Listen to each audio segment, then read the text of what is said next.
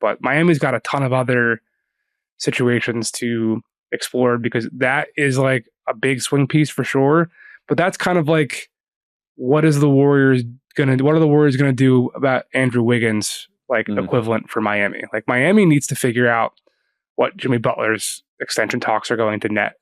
And that's the same thing in New Orleans with Brandon Ingram. Like those types of conversations, same thing with Donovan Mitchell with his extension in Cleveland. Like you don't have to re-sign this guy right now. You don't have to come up with an extension number right now.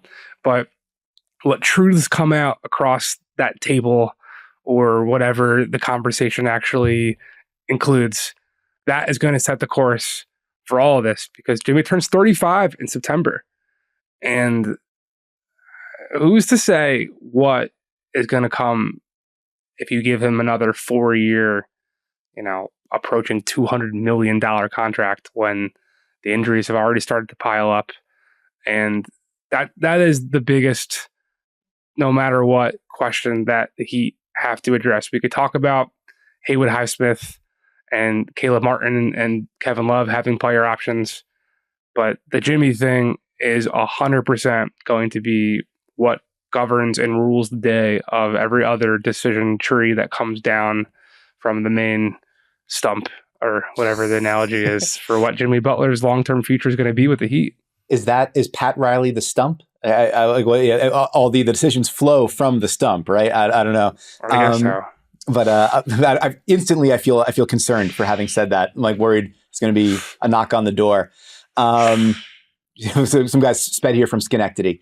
I think that it's Jimmy. Yeah, I mean, they're going to be 35. Has not played 65 games since the year he split between Minnesota and Philly. So has not played. I think 64 last season was the most he's played as a member of the Heat. Obviously, pandemic shortened seasons are a part of that, but also obviously like the avatar of the culture, like the sort of most significant piece to the team, the one that elevates their ceiling, elevates their floor.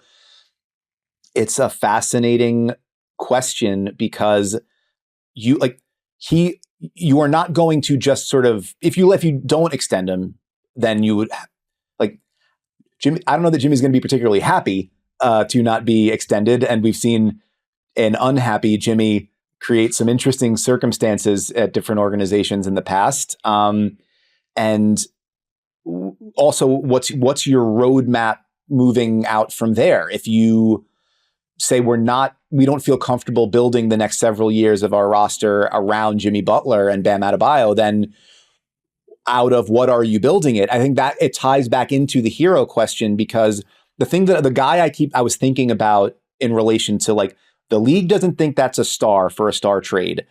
So then what do you do? Not saying that they are the same guy, not saying that they function the same way. RJ Barrett wasn't going to be enough to get the Donovan Mitchell deal done, right? He wasn't going to be like the main piece of that. RJ Barrett winds up being the main matching salary in the deal that brings back OG Anunoby, a lower order player, but an important player for a Knicks team that made the playoffs. But he was not the most important part of that deal, right? That was from Toronto's perspective, Emmanuel Quickley, as like this guy could be our starting point guard, someone who we think has all-star upside.